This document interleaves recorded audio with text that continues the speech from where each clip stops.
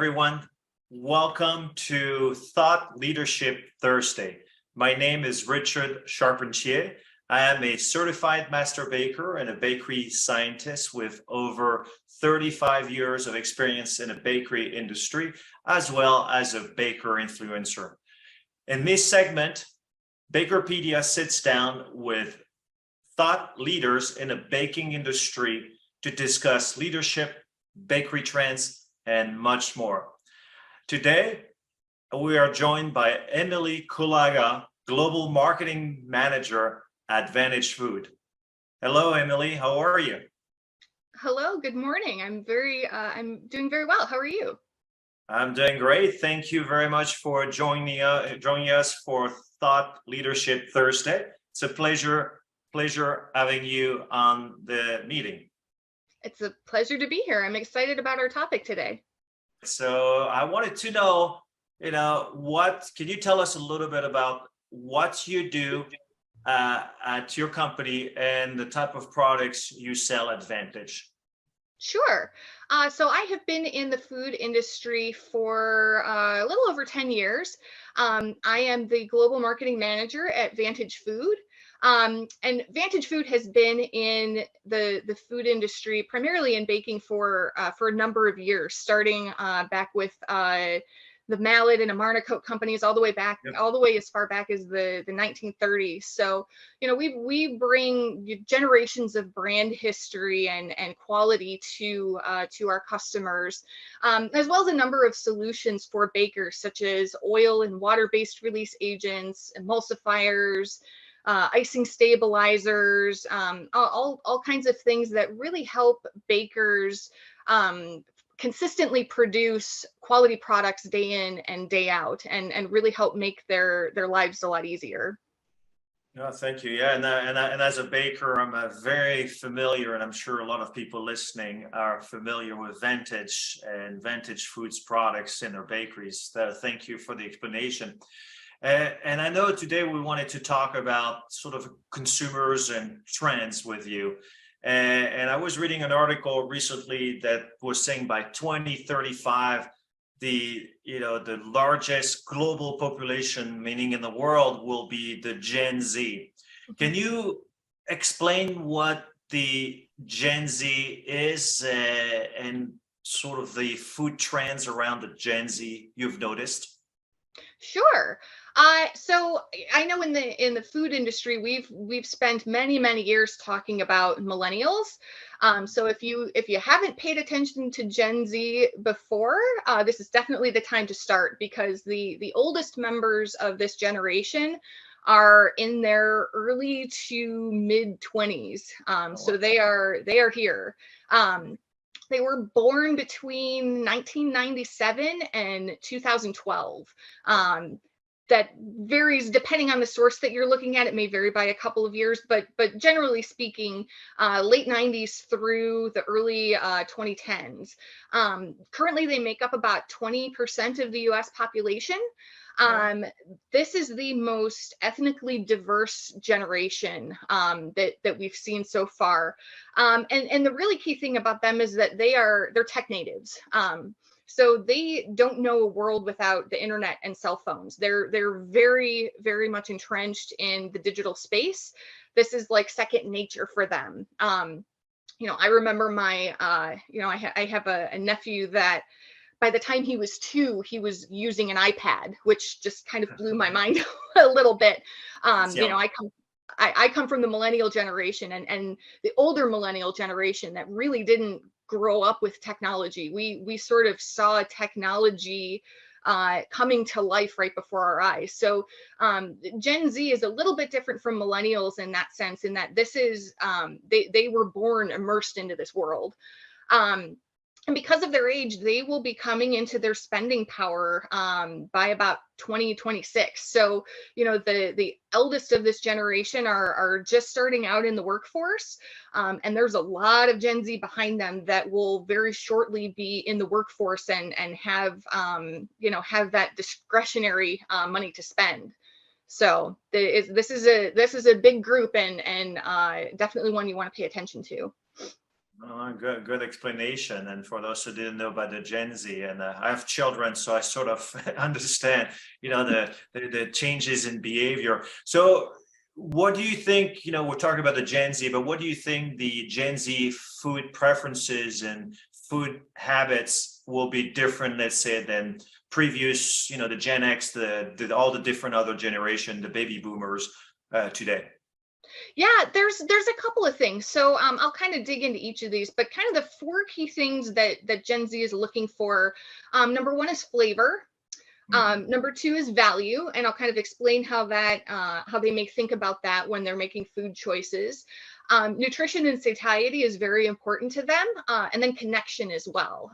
So in terms of flavor, they're really looking for those spicy, bold, ethnic flavors, but also indulgent. So Gen Z is a group that wants to treat themselves, and they want to give themselves permission to indulge, and not feel bad about eating an ooey gooey donut in the afternoon. This is something they see that as a treat.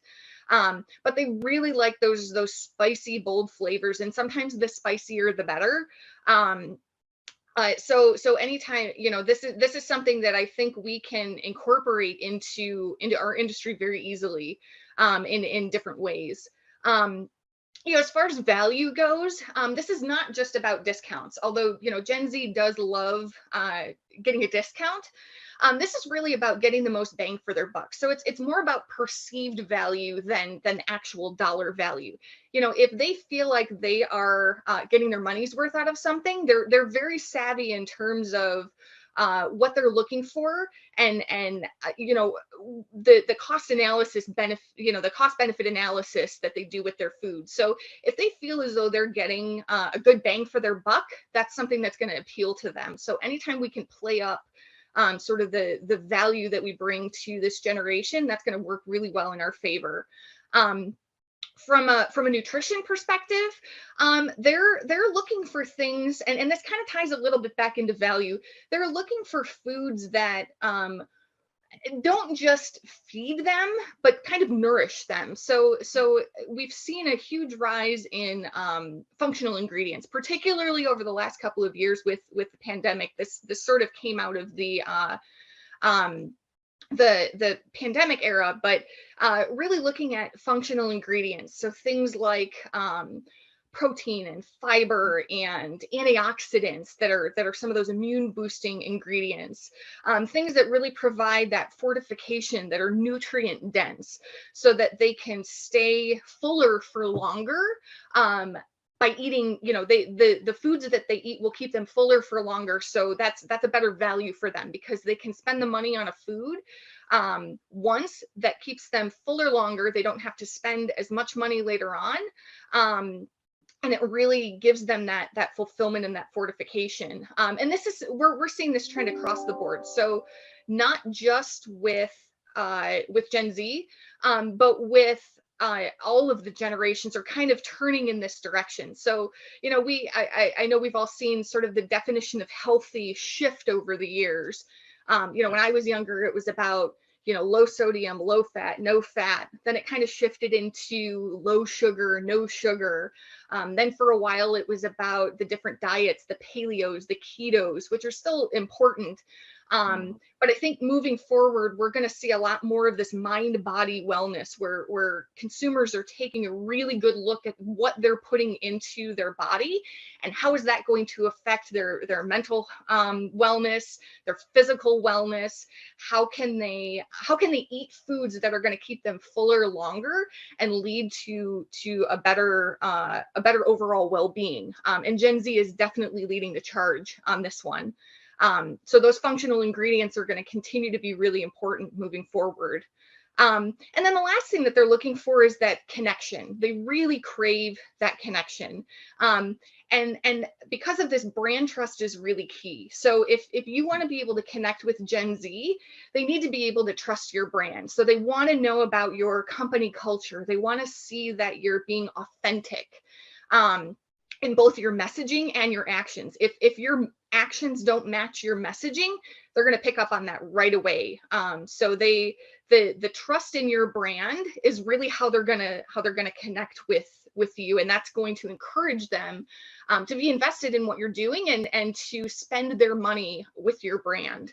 The other thing that's really interesting with this group, so even though they're tech natives, we have seen with them that products are more important to them than experiences. So with millennials, we saw that experiences were the big thing. So millennials wanted to take these maybe mundane tasks, maybe ordinary experiences that they had, and really turn them into something special. So you had a lot of movie theaters pop up that had where you would go for dinner in a movie. You know, you would watch your summer blockbuster with a glass of wine and a full meal. This really turned the movie going experience into an experience. Grocery stores, like the rise of Mariano's and the popularity of Whole Foods was kind of born out of this, where a mundane task like going to the grocery store suddenly turned into an experience where you can take a break and have some lunch and eat some sushi and maybe have a cocktail while you're doing your grocery shopping, really turning that into an experience. So millennials were all about the experiences. Gen Z is more about the products. They're kind of inundated with these digital experiences all day long. They get experiences constantly. They're kind of reverting back to this idea of really looking at the products. What am I actually spending my money on? I don't want to spend it on an experience. I want to know what I'm spending my money on. So they want that tactile interaction with products. So they want to see it, they want to smell it, they want to hold it in their hands. And more than any other generations, they prefer that in-person brick and mortar shopping experience. Now, don't get me wrong, they are still very heavy users of online shopping and delivery and Instacart and all those sorts of things, but they do prefer that in-person experience, which, I mean, that's great for our industry, because the baking industry is all about that see it, smell it, hold it in your hands type of idea. That plays really well into what Gen Z is looking for. I mean, I remember as a kid going into the local bakery when we would go to visit my grandparents. And I still have very visceral memories of walking in and being sort of hit with that sugar rush. That sugar rush hits your nose, and the sights of all of the the donuts and the cookies, and that smell of baked goods and the flour and the sugar and everything. I have great memories of that, and that's the kind of thing that Gen Z is craving right now. They want that personal in-person interaction with your food. And so that's awesome for our industry. You can have the prettiest picture in the world, but there's nothing like that kind of in-person sensory experience that you get walking into a bakery. It's a little counterintuitive, but that's great news for our industry moving forward, that this generation wants that brick and mortar experience. Oh, that's quite amazing. It's basically, it seems like I grew up, in Europe, going to the bakeries, and it seems like where Gen Z is going back to changing the values again, and have the connection, and one, food that is will satiate them, and will be good experience for them, but no more for the food and reading the ingredients. And sort of the brick and mortar, as you mentioned. But do you think that the social media, it plays a big role for the Gen Z population today in terms of influencing them? It does. It absolutely does. But here too, Gen Z is not. They're not really interested in a lot of the big platforms that are out there, with the exception of maybe Instagram. I think they're pretty heavy users of Instagram. They're not flocking to Facebook. They're not flocking to a lot of these other big tech platforms out there. They really, again, this goes back to that connection. They want that smaller, more intimate connection in their online experiences. I think I've heard it described as digital campfires. So they want something to be a little bit more personable than what a Facebook or a tech giant has to offer. And so they're looking at they interact a lot on streaming services, on gaming platforms, and anything that's kind of offbeat. They really kind of like that because it feels smaller, and they feel like they can get more connected on those in those more intimate ways. But so yeah, I mean, I know for a lot of our audience that that may not it may be a little bit more difficult to find some of those smaller areas that they're looking at. It may not be feasible to spend money on advertising on a gaming platform. That's that may be out of reach. But Instagram is a great way to connect with Gen Z. It's a very visual platform, and it allows you to post pictures, to post videos, to really tell your story, to tell your brand story. And that's what they want. They want to get to know your brand at a really basic level. So you don't have to have professional photography or be a great videographer to really show off your food and your brand. They want those smaller, more intimate stories. Having someone walk around your bakery with an iPhone, showing your staff doing what they do every day, or showing your baker frosting a new batch of cupcakes, or pulling a batch of donuts out and talking about how great it smells, and hey, you guys need to come in, this is a great new flavor that we're trying, you guys need to come in and smell it for yourselves, taste it for yourselves, that type of thing. 15-30 second videos that really showcase your personality, highlighting some of your employees throughout the day, or throughout the week. Even it doesn't even have to be a daily thing. Showcase your head baker, showcase your counter staff, showcase some of the faces behind your brand. That's going to go a long way into helping you connect with Gen Z. And they really gravitate towards that type of thing because it's authentic. Yeah, no, thank you for that. It seems like the Gen Z is very different, and I'm a Generation X, I believe that's what I am. It's a different values, but the Gen Z is really into, they want the true story. They want, to connect with it. But how about sustainability? I know everybody's talking about sustainable approach, etc. It's with airlines. How do they fit the Gen Z generation with sustainability today?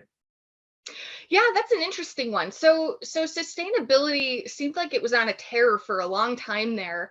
And then we sort of ran into the challenges of the last couple of years. And it's kind of fallen off a little bit. There are other priorities for both us as manufacturers in the baking industry, as well as consumers. There are other priorities that are kind of taking the forefront here. But I think sustainability will eventually come back. As the industry continues to stabilize, I can see it coming back, and Gen Z is definitely going to be leading the way here. They were sort of at the forefront of this movement, initially, and I believe they will be as well. And there's a couple of things to think about here. So, the way that consumers think about sustainability is maybe a little bit different than the way we might think about it in the industry. So, consumers think about sustainability in terms of, transparency, transparency of ingredients. Where are the ingredients coming from? They like being able to trace their ingredients as well, which, I know for us is, maybe not necessarily as feasible on the industry side of things. They want to know, the impact that the products that they're buying have on the environment. They want to know, how much water is being used, that type of thing, what types of resources are being used. So there are very specific things that consumers think about when you say sustainability, or when you mention sustainability. For our side on the industry, I think the focus in sustainability is more around sustainable operations. So this is things like, making sure that our equipment is running as efficiently as possible for as long as possible. there is a waste component here, making sure that we're reducing our waste as much as possible, both in, in the product waste that's just sort of a natural occurrence in the production process, but, also in terms of like, water reclamation, how much of the resources and ingredients are we using, and really getting down to that efficiency within our operations.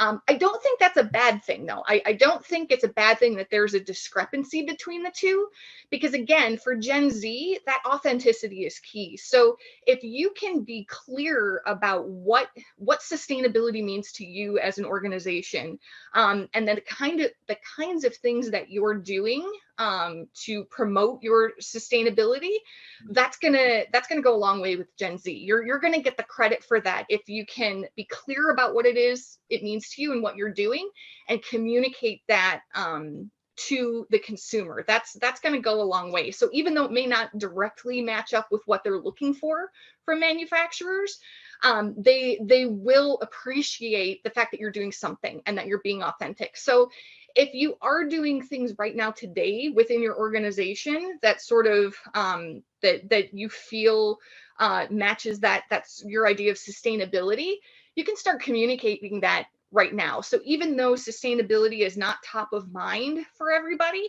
you can still kind of start communicating that and start getting that message out there, because it will come back eventually.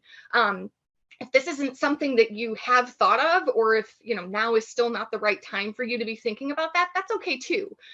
Just when it gets to that point, just make sure that you're very clear about what sustainability means to you and your brand, and communicate that in a very transparent and authentic way. And that's that will be very appealing for Gen Z and for other consumers as well. Good explanation, and I hope everybody will take good notes. I didn't realize that transparency for the Gen Z generation was crucial, and it's a lot of good information. So we're talking about the Gen Z and how influential they are. So let's pretend we have a crystal ball and we can look into the future. What's your take on future for all the bakers listening to the show? How do you see the baking industry in the future with the Gen Z, and how is this going to change? I think we're going to continue down this path of spicy being a really appealing thing for them. Now, how spicy is too spicy, I think that remains to be seen. I mean, short of straight up eating a ghost pepper, I don't know how much spicier we can go. But we may see a little bit of a shift, especially as Gen Z gets a little bit older. We may see a bit of a shift towards more like flavorful spice. So things maybe like horseradish or wasabi, or even sriracha, something that has that spice but is also flavorful as well, so that it doesn't burn your taste buds off. So, I can see, something like a honey sriracha continuing to be a trend, or continuing to appeal to this generation, because it'll have that heat, but it'll also have that flavor.